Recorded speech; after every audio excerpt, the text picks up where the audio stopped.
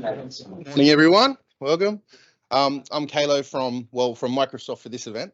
I'm just here to introduce Paul. He's going to give us a session on native versus BYOD, which I think is an argument most of us in the industry have got involved in at some point with a customer, and one that I think is getting a little bit easier to have and to win, hopefully. And I think Paul's going to hit on some of those key points and sort of hopefully open up an interactive conversation. So for those of you attending remotely, please do throw any questions into the chat. I will throw those to Paul as we go. And anyone here in the audience, please just pipe up as we are going through. Paul's got the ability to think on his feet, so he'll take those.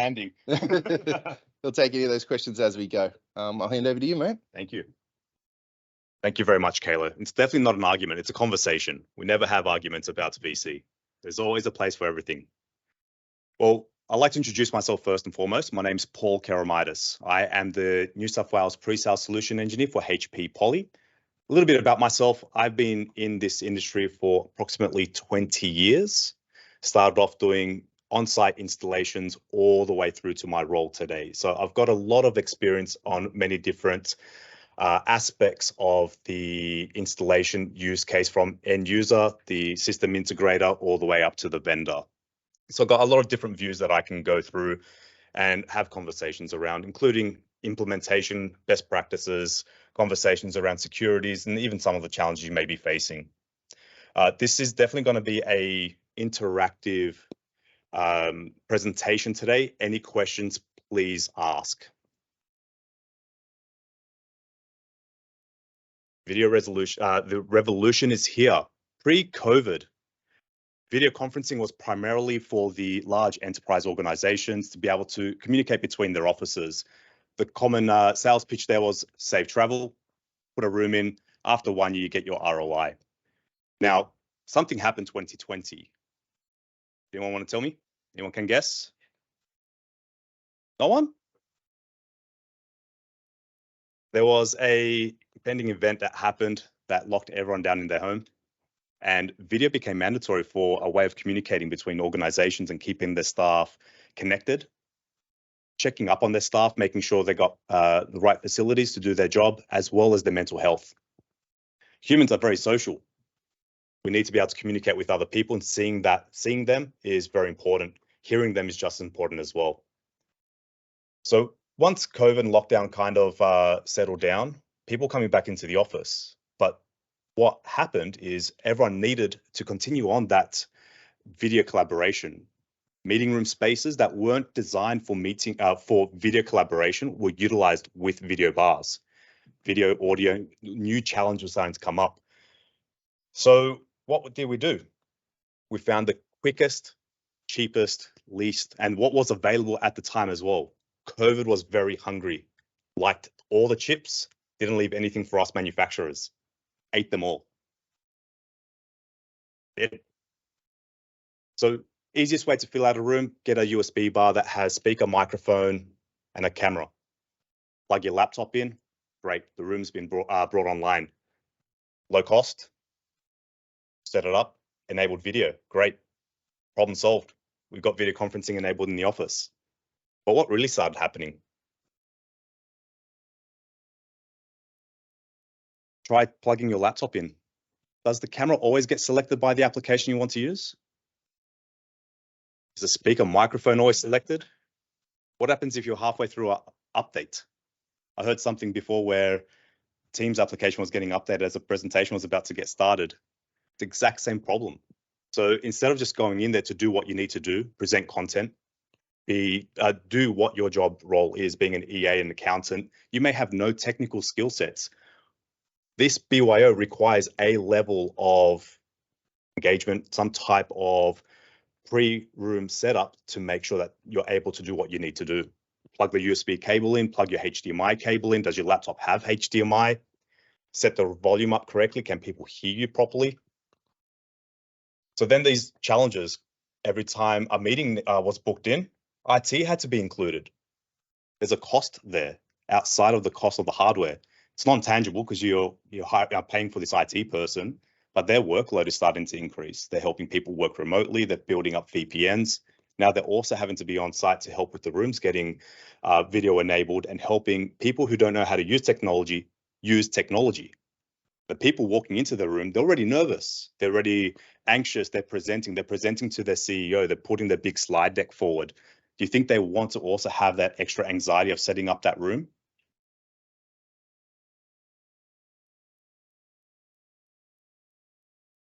I just spoke to this deck.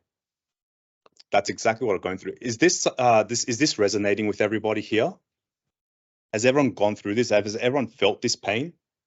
So this is a common conversation that I'm having when we have customers come through our experience center. Start asking them what are some of the challenges, and from their answers, from their comments they made, I can kind of work out where they are on their life cycle of video conferencing. Is it a BYOD experience where they say, no, we don't want to use these meeting rooms? There were not much uptake. They're struggling to use it. We're steering clear. People are just going to use it from the desks. But what do we have? We've actually got native applications. We've got great organizations, Microsoft here, being able to deliver a user experience focus product to make sure that the people using the room don't need to have any level of IT to be able to join a meeting and do what they need to do. Walking into a room, if everyone's experienced a Teams room, you walk into the room, you got a nice little button on the touch controller. It says join. Straightforward. No cables, nothing that needs to be done. Press join, you're in the meeting. You're being seen, you're being heard. Level of anxiety of presenting content, communicating, collaborating, articulating what you want to articulate is removed. What we try and do as HPPoly is make sure that the hardware is not the focal point of the room. We want it to blend in. You've got a TV there. Bar's very small. The content on the TV is what's important. The people's faces, what they're saying, you hearing them clearly is what's important. Being able to share content into the Teams meeting is what's important. Why not have the best of both worlds? What about if you do want to have a BYOD? Sometimes it comes up, you get invited to a meeting, it's not Microsoft. There are other vendors out there. So how about you build in the technology or the capability of having a native device for most of your meetings? And when you do want to use a Zoom meeting or join a WebEx meeting, GoToWebinar, whatever it may be, plug in your laptop. The great thing is it's a single cable to enable the bar as a video and audio peripheral, and an HDMI cable to present to the screen. So you are able to take the best of both worlds with these devices. Do we have any questions? Any comments? Any feedback?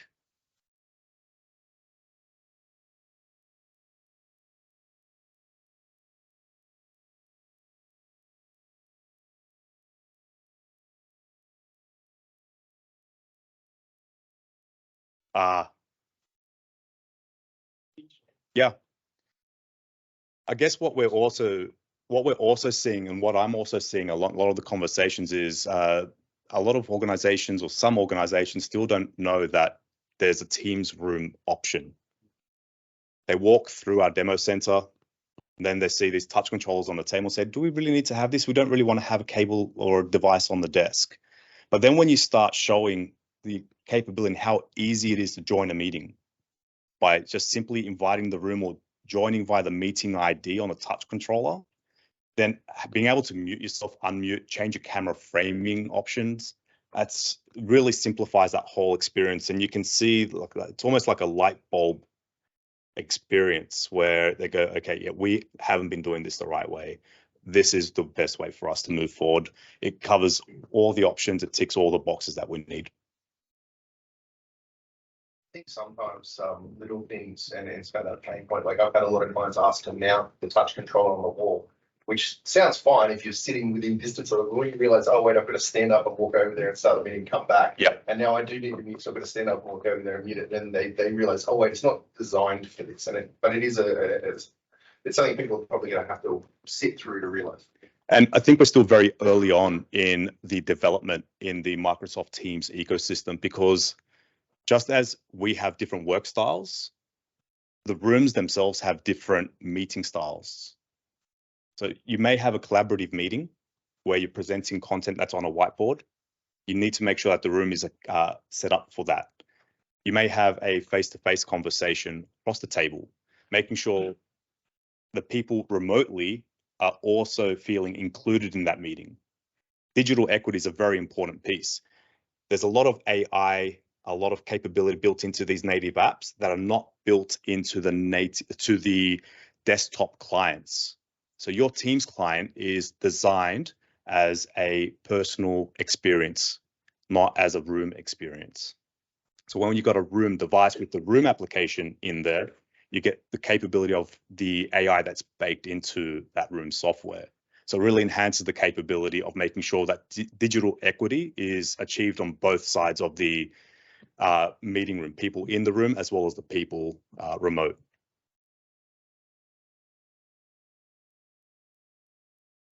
Any questions, comments?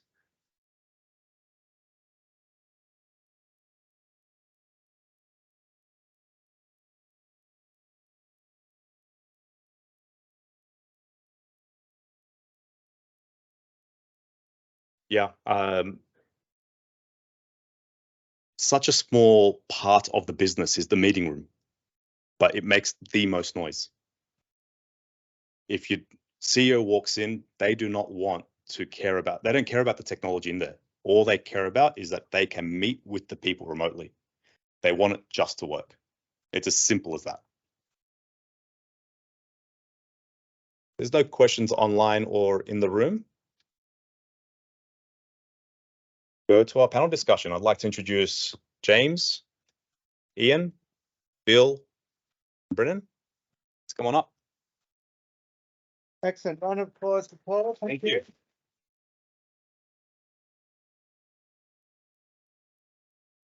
Okay. So that was the first section of today's session, and I'm now delighted to open up the panel discussion. We're going to take sort of 10-15 minutes, but you're welcome to add additional comment and ask questions and things like that. So we'll start off with a quick introduction. So my name is James Ware. I'm the Alliance Director at HP for Microsoft across the Asia Pacific region, based here in Sydney. And I've been working with Polycom, Poly, now HP since 2010. So plenty of opportunity around hybrid work and also the migration to Teams Room. Delighted to have our panelists here today. So what we'll do is we'll go for a quick introduction, tell us a bit about yourself and your role, and then also maybe any of the discussion points that Paul raised, if any of those particularly resonated with you, and then we'll go on with some more conversations. So perhaps we'll start with you, Ian. Yeah, morning everybody. There's a few familiar faces from yesterday, but my name's Ian Darby. I'm the collaboration specialist at Air New Zealand. I've been there 2.5 years. I started in April 2021, which was a very interesting time to start. I was there for 3 months, and then basically we had no one in our buildings. So very interesting times and a very interesting couple of years. The last 2 years when I started, we had no Teams rooms. We've got 300 meeting rooms and spaces, event spaces as well, but much bigger than this even. So we had no cameras, they were all presentation spaces. So we've been on a journey. We're currently at 90 Teams rooms across Android and Windows. We have 75 BYOD camera bars as well, some in fixed rooms, some we've got a lot in mobile displays hooked up that we move around our buildings. So we've been on quite a journey. Part of that journey was really dictated by the airline moving to an agile way of working last year. So we're the only airline in the world that runs agile in terms of how we operate now. So that meant suddenly we've got people coming back to our buildings, but now working in a new way with stand-ups, collaboration tables, spaces, open plan areas for showcases. So presented a whole lot of challenges for us, or particularly for me, to try and deliver some technology that was going to make that work in a hybrid environment. So, which is currently how we run our meetings. So just to give you a context, in our 90 Teams rooms, we currently do 400 Teams meetings every week. So yeah, we've got a significant amount, and I don't know how many we do on our BYOD bars, because obviously we can't monitor that. But yeah, so it's a significant part of how we operate. And as Paul was saying before, very vocal when it doesn't work. So yeah, so that's a little bit about us. Thank you. Excellent. Over to Bill. Oh, all right. We only have 2 mics. Bill Zen, the Senior Director for Video category for HP Asia Pac. So I run the P&L products across Asia Pac for our video products. Okay. So I've been Poly for about 4.5 years. Before that, I was in Cisco, run the WebEx side. Before that, I was in the R&D, build the telepresence from the get-go, 2006. Okay. So talk about with you a couple of things. 2 things on top of my mind. And one is we always talk about people, space, and technology, right? And I really love the conversation we're having right now. Is every now and then I do want to flip the whole conversation around, as in what's the user adoption drivers you actually see in the marketplace? Because in the end of the day, it's not, the user always want to have, I want to work this way or this way or this way, but the most successful rollout in Microsoft Teams or in WebEx in my past lives is really to do with how do we standardize the user experience, right? From meeting booking, from how do you start a meeting, how do you share the content, and all that, right? So that's the whole user adoption side. If you look at the people, space, technology, people always the most important part. So happy to double click into that a little bit deeper. The second one is always talk about the meeting room, because if you look at the meeting rooms, don't remember where the stats came from. It's about 1/3 of them. Correct me if I'm wrong. I mean, you see the same thing in New Zealand or not. Meeting rooms are not always used for remote meetings, right? People's going to come in and have a local meeting, right? The whole idea about is the online meeting or offline meeting, before the meeting, during the meeting, after the meeting, how you're going to link everything together, and how you're going to start a meeting while you're sharing the content. All this conversation comes together. That's why native meeting rooms becomes such a better solution if you compare to the USBs. It's not about tech, it's about people's experience, right? So this is, I think, the second thing we can double click on later on is really holistically, how do we drive the utilization up for these meeting rooms for all different type of meetings, and how do we make the users experience better with these native rooms, right? And I think that will be the driving force of what I call moving from USB to natives, right? Of course, the last piece is you mentioned, right? It's not only Microsoft Teams out there, right? There Zooms, there Microsoft Cisco WebEx, and you have other things, right? The reality is that interoperability, right? A lot of people will use, for example, BYOD as a reason that, I need interoperability, right? So 2 solutions really. One is swipe to device, which we showed already. The second one is like if we can make interop a lot better, right? And it's not just a WebRTC. Can we do something better, right? I think that's the last thing, if we have time, we can touch on that. Yeah. Okay. Thanks, Bill. So my name is Brandon, and I'm the Principal Solution Architect for Asia Pacific here, HPPoly, based out of Singapore. So it was nice to be able to come out to Sydney to meet all of you, and it's really a wonderful city. So I'm the technical lead for Microsoft Solutions. So I do primarily love complex solutions around Microsoft room designs, room solutions, Teams room on Windows, and also do engage a lot of partners in technical enablement, conducting workshops. And finally, the third thing I really want to get out of this session is your feedback regarding your experience with Poly products so far. If you've been using them, tell us what you experience, what things that you like, what are the things that you do not like. Because Bill and I, we have regular engagement with our engineering teams, and where we provide feedback to our engineering on what our customers are experiencing, what they want to see in the future. In fact, this morning we had a roadmap session where we talked about a new feature called sound reverberation reduction, and Immediately after that, one of the audience came up to me and gave me an excellent suggestion or a request. So it's really things like that we are looking for. We want to improve our products. So do give us your feedback. What do you think of Poly? What you like to see? What you don't like to see? Right. So, looking forward to that interactive discussion. Thank you. Excellent. Got a lot to cover in 20 minutes, I think. Okay, so the first question, and it's really around how customers have made a decision between BYOD and or a native experience. And so I think, Ian, with your setup at Air New Zealand, you're perhaps the perfect person to go into a bit of what was your mindset as you were thinking about why you would deploy BYOD in certain rooms, and then there was another decision as why you would go native in other rooms. So perhaps a bit of insight into that decision, I think, would be super useful. Yeah, probably to elaborate a little bit, we haven't done BYOD in rooms. It's been really out of rooms, and it was really driven around connectivity, practicality in terms of our buildings, and mobility around those solutions. So, as I said before, we have a lot of what we call dancing walls. So we've got these units that are on casters. They've got a shelf under them and a 65-inch display, and we've put the BYOD camera bars, the studio USBs and the R30s onto a lot of these devices. So as the speed of the deployment, not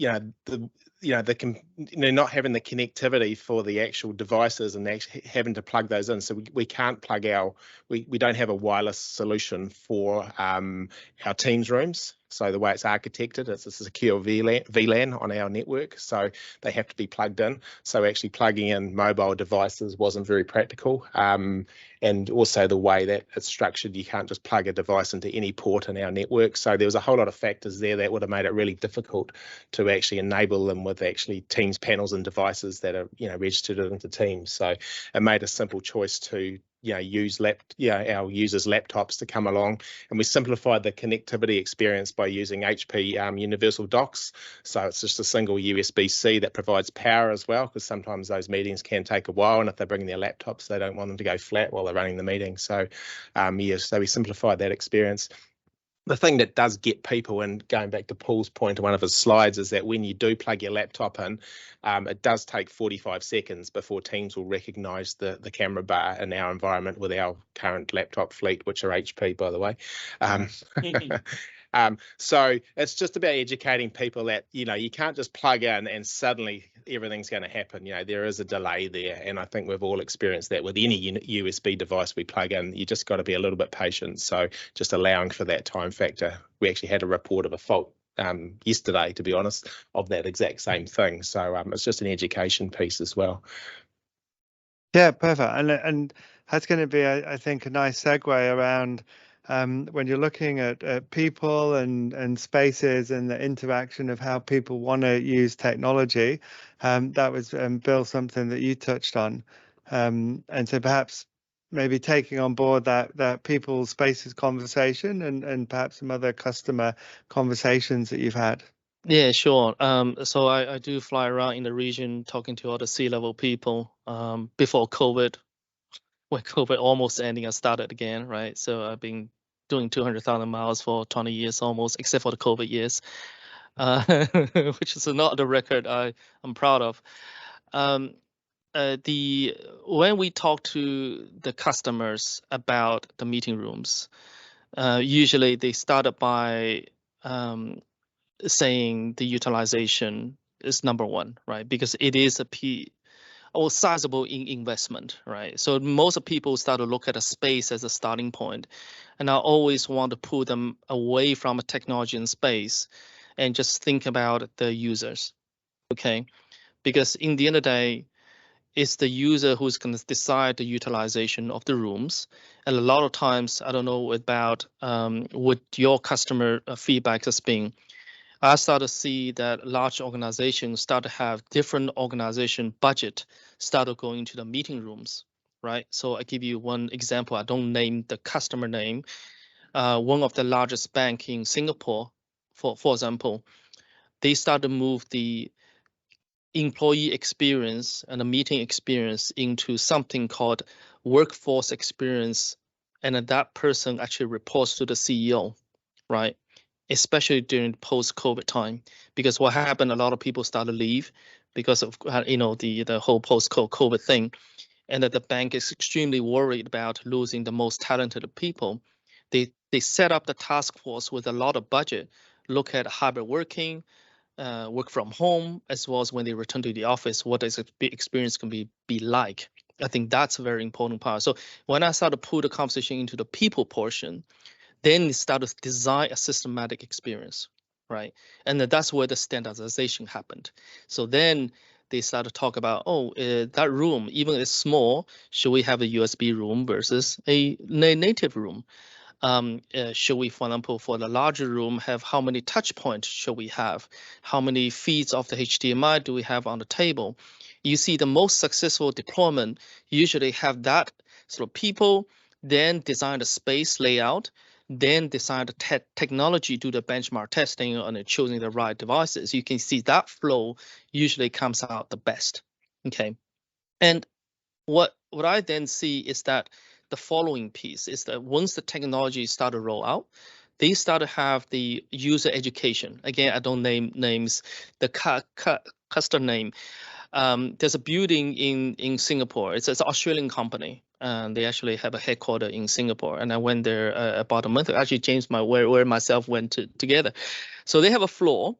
Essentially, is for the IT help desk, like IT cafe, right? And they have things set up there, and then you walk in, and you can say, well, you get headset, right? If you work from home, my headset's broken, you just go there, show the broken headset, you get a new headset, right? You go in, for example, hey, charging dock is not good, you show that employee ID, you pick up a new one, right? And they also have set up mocked up meeting rooms. If they want to go through a training session with 10 people, how to use the meeting room, they can do that. So it's a very good post deployment user experience training. I think that provide a benchmark. So when I start to talk to the employees, they actually love it, right? Because they can now truly understand how to utilize the technology and maximize the return on investment, right? This is, I think, it's a success. Also, always go back to the people, right? And the space technology always secondary. Technology is probably the least worry I have in terms of making this as a success, right? That's it. Yeah, excellent. Some real good insight there and detail as well around the spaces and the decisions. Brennan, your thoughts? Yeah, and I think as what Bill said, the technology part is actually well, not the most important aspects, but I like to dwell a bit more on what I'm seeing in the last, at least post-COVID time, in the last 1.5 to 2 years. And a lot of companies are actually starting to go native, putting in the native Teams room solution. But at the same time, as what Paul was mentioning in his deck, was you get the best of both worlds when you do have a native solution. It doesn't mean that you only have native and you can't go BYOD. The good thing is that you can have a native solution, but yes, you can still go BYOD. And it's really important for a lot of our customers, especially in Southeast Asia, who deal with suppliers and partners in China, because oftentimes the people in China, they don't necessarily use Teams or Zoom. They might use their own in-house developed solution, like from Tencent or from TikTok. So having that BYOD option is very important.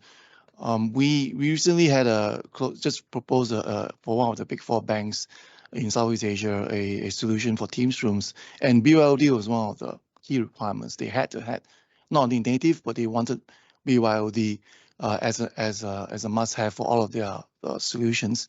And they also wanted it to be very seamless, right? And make it very easy for users to use it. So like what Bill mentioned, user adoption is very key. So what this bank wanted was for us to actually put user instructions on our panel itself, right? So instead of having paper or having training, it will prompt them, like if it detects like you plug in a USB cable to your laptop, it will say USB cable detected, what do you want to do? And then go to the Teams panel, or go to our panel and select your action, or this action is required. So as voice prompts to guide the user to go along, where to connect what cable and so forth. So it makes the experience a whole lot easier. It will make fewer calls to IT for support. it makes the whole user experience a lot better. So I think to do that, we have to partner, of course, with some third-party control systems, namely Extron in this case. But there's a lot of things that we can do, right, to really improve the user experience, make it really easy for users to use the technology.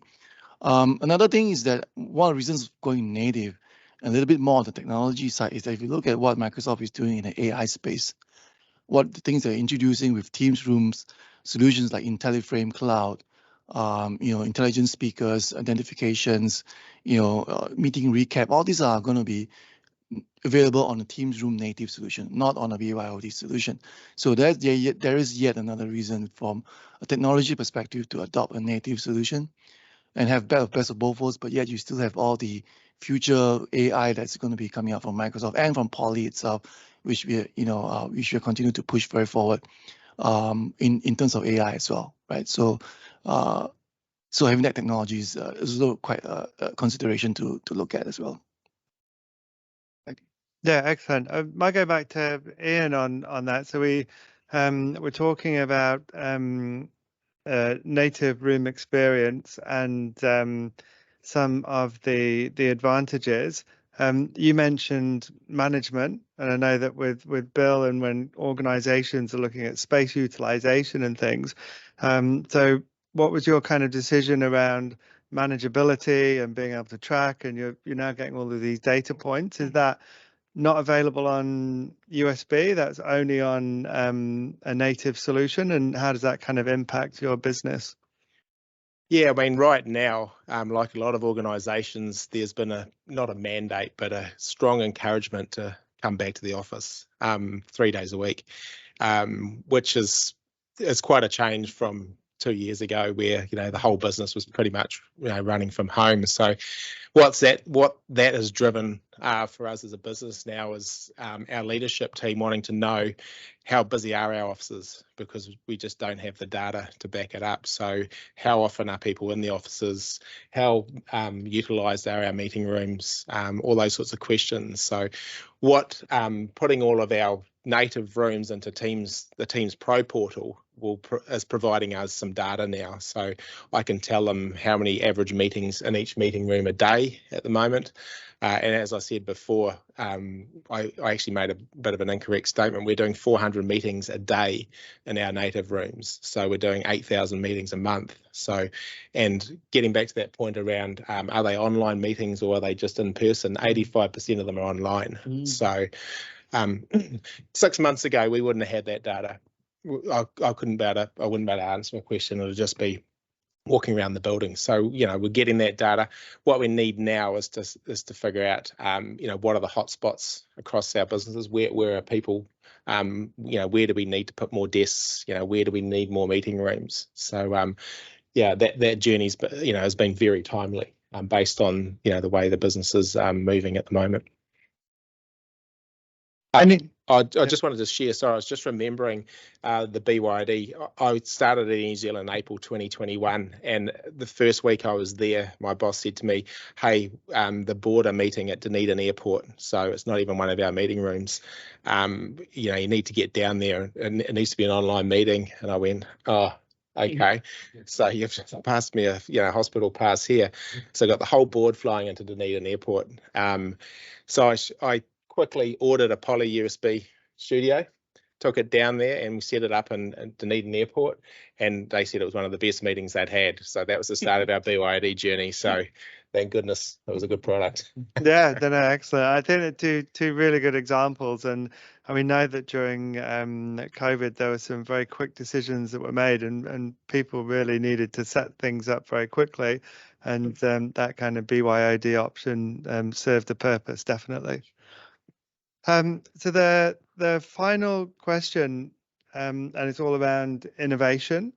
And now on day 2, many of you have had an opportunity to go around some of the stands, and you would have heard from the various sessions. There is a huge amount of innovation that is happening in the collaboration space. There's perhaps more that is going to happen in the next 3, 6, 12 months than we've seen in probably previous years. And so my question really is, with all of the innovation that is happening, and we'll go to Brennan first, you sort of maybe touched on this, with all of the innovation that is happening, how do you think that's going to influence the BYOD versus native discussion? Yeah, and that's really one of the topics that we discussed in depth at a session this morning in our roadmap session. I'm not sure if any of you managed to attend it, but Poly, we just released a couple of very powerful AI features. One of them is we're going to set the perimeter, right, of where the camera will capture in the room. That will help you to overcome things like glass walls, right, and additional displays in the back of the room which you don't want to capture in the meeting, and also a sound echo reduction where you have a lot of glass walls which will do a lot of reverberation echoing. The AI will actually reduce that as well and make the whole voice sound a lot more natural. So all these technologies we are building into the hardware. And the good news is that from Poly perspective, because we build it into the hardware, it also works if you do BYOD, right? Because it's in the device itself, right? But then again, there are a lot of technologies that are dependent on the team's native app. For example, Cloud and Teleframe, Front Row, all these, chat and all these features. So these will only be available on a native Teams Room application. So again, there's a lot more reason to go native when you consider all these technological advancements, and both Poly and Microsoft are pushing very hard into the AI. AI is really the new frontier of technology, and this is going to be an area that will develop, right? So the reasons for going native are very obvious. Really, all these advantages. Of course, it does require more, investment on the company side. IT will have to need to support those, and that's where it's important to make sure you get certified devices, right? Because there is a stamp of approval from Microsoft that these are approved devices and this will work, and they have tested it out. And as Poly, we are fully, selling all these certified solutions.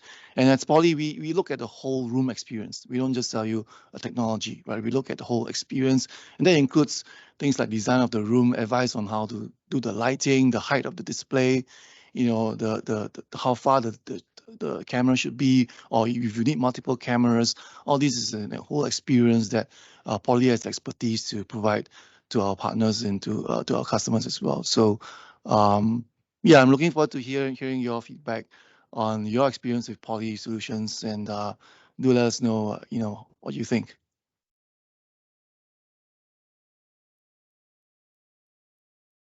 Oh, actually, I'm more interested to hear from all of you. Like, if I give you a blank sheet of paper, let's say you have your wish list, what's the top 3 things you actually want out of the next wave of, innovations, right? Any takers? Like, hey, I really want this. I see this is happening. Can I go first? Yeah, sure, no, absolutely. I know with the 4.1 software that's come out, you've got a perimeter. You can set the depth profile for the camera pickup. Yep. Is there any plans to do that for the audio? Because I know you've got acoustic fencing, and that's really determined by width, but I haven't seen a depth, because we have a challenge in an open plan environment. If we want a mic just to that back wall and try and mute further past that, that would be really useful, because meeting rooms are easier to confine and to sort of build the audio in them, but in those open plan spaces, it is a challenge for us at the moment. Yeah, I think that's an excellent question, and I would say that audio is a little bit more tricky in a sense that audio can reflect off a hard surface, but the video can't, right? So we don't have a way to set the perimeter for we do have a way to set the perimeter for audio. It's called acoustic fence. It's been around for quite a few years, and the reason, it's a setting that you can do from 1 to 10, and at every level it increases the angle of the coverage by 12 degrees. So and so when you set it at 1, it will only do 12 degrees. If you do 2, it will do another 12, and then so on and so forth. You can set all the way to 10. So 120 degrees in total it can cover. But again, that is still a solution that is still work in progress. So we continue to improve on that, and specifically whether or not it works in your particular room here. And we have to look at how the room is designed and where the microphones are placed in order to achieve the desired effect. But acoustic fan is one of the unique technologies that Poly has for a number of years right now, and we continue to add to that. We have noise block AI, and now we have the noise echo reduction feature, and it's only going to get better, right? We talked about the perimeter AI. So what we released in 4.1 was version 1 of perimeter AI, and version 1 is actually initial release. It does work, but we're going to fine tune that in the next release as well. It's going to be the next version of perimeter AI is going to give you more accuracy in terms of the distance and the length and width. It will also be configurable through Lens, which is our cloud management platform.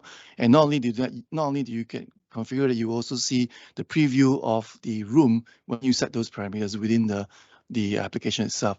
So it's going to be very easy for users to be able to configure the length and depth of that.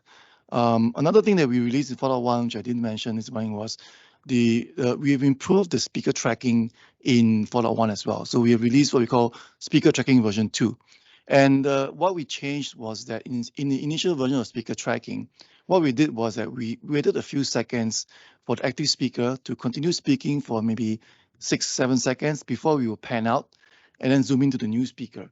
And that was actually by design because we wanted the room to participants in the file not to be too distracted by shifting the speakers too quickly. But we got feedback from customers that it was too slow. Right, they wanted a quicker response. By the time the speaker speaks, within the first 3 to 4 seconds, they want the new speaker to be framed. And so that's what we have done in version 2 in 4.1. We have what we call introduced speaker tracking version 2. It's a lot faster, and sometimes it will just cut to the speaker rather than do a panning. Right. So this is what we have been hearing from customers that we have implemented it. So Poly is a company that listens to our customers. We listen to your feedback, and we try to incorporate this feedback into our products. And that's why it's so important to hear from you what you want. Like what Bill said, if you have a blank piece of paper, top 3 things, what would you want? I really look forward to hear that from you. So anyone, this gentleman looks like he's keen to. Okay. Anyone else have anything that they want to just top of mind? Presets save preset rather than resetting the room. Reset presets. Camera presets? Yeah, so we set presets, and after the meeting, it sort of defaults back to the room view. Okay. So like preset 1 would be the optimal view of the room. Okay. Rather than zoomed out fully. Right. So whatever preset you did before, you wanted that to remain in the next meeting. Yeah. Okay. Okay. Okay. Yeah. Take some notes. Yeah, that's a good one. On the camera bars or people? That's X30. Yeah. Because you've set a preset, you disable the framing mode. We don't have framing mode at the moment, so it's too slow. Yeah. Oh, You mean the people framing is too slow? Okay. Yeah. So we're going to improve on that as well in the next future. Yeah. We've set pretty much all our cameras are set to group frame. Yeah, we tried the people framing and the speaker framing we haven't done, but group framing works well for most of ours. Yeah. I was going to ask a feature from anyone from Microsoft is that when we're using front row layout, can we please use the screen area when we're not sharing content for something else rather than just a big black window? Because that's really put a lot of our users off. Yeah. Goose, want to take that? I went to a Microsoft session and said the same thing yesterday. So.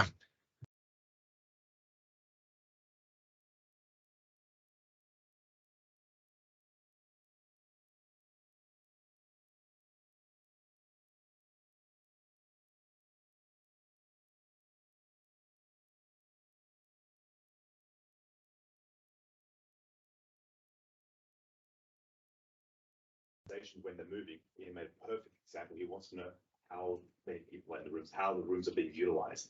How about you also get to know how the rooms are being utilized, and when you're planning for your next move, what's the optimal footprint that you need to build out for your meetings?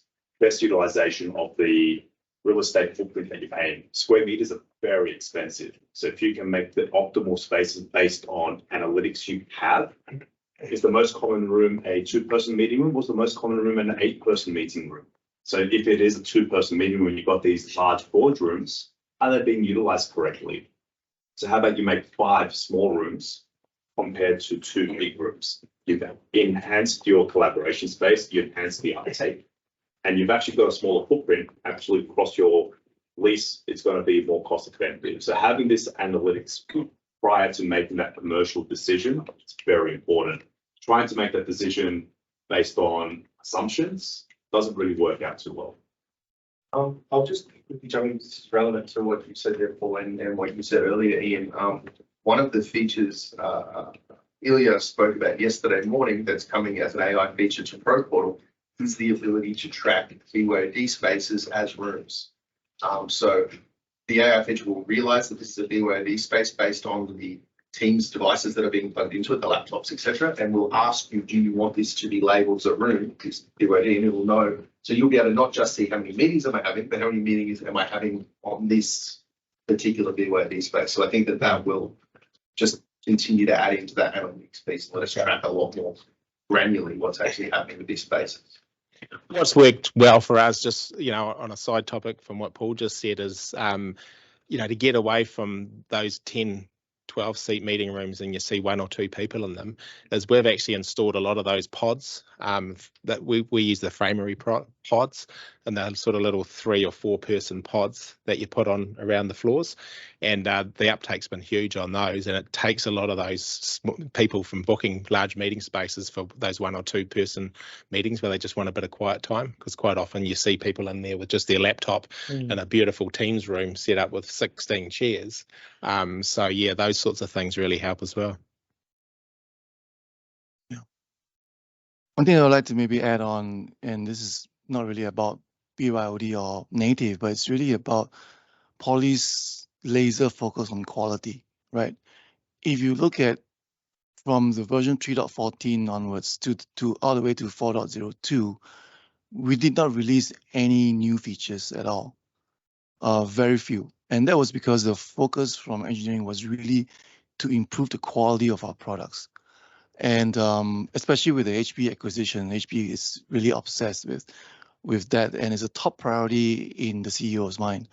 And so with the 4.1 release, we did not only just release a lot of these new features, we made a lot of quality improvements, which will make the product more reliable, more stable than it ever was before.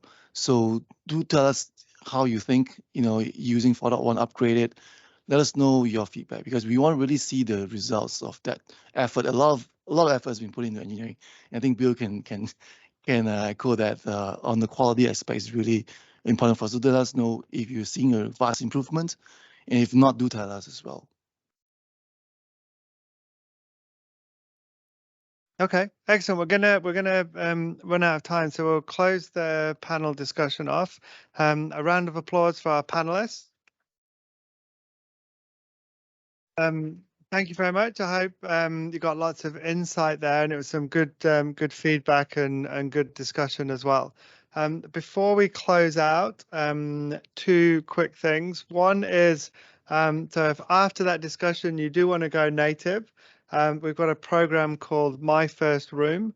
This is exceptionally good pricing that is available if you've not had a Teams room from Poly before. There's a QR code there that'll take you straight to the portal. We can run this through our partners if you're a Poly partner, and equally it comes with free remote installation and also 90-day support. And I've got details there. I think we'll share the slides where you can have a 60-day trial from Microsoft as well. So that's if you're looking at going native after that conversation. Equally, if you're just looking to upgrade, so maybe you've got some older devices, whether that's USB or native room, we've got a trade-in program, and that's available to trade in both from legacy Polycom equipment, but also from other rooms that you might have where you've heard some of the commentary from from the panelists around the next level of innovation that's happening, and so the opportunity to swap out and get some new experiences in your meeting rooms. So they're the two key programs. If you want to come down, then we've got an amazing booth. There's lots of people on the booth, so we'd love you to come down, have a conversation, follow on the discussion. But finally, thank you very much, and enjoy the rest of your day.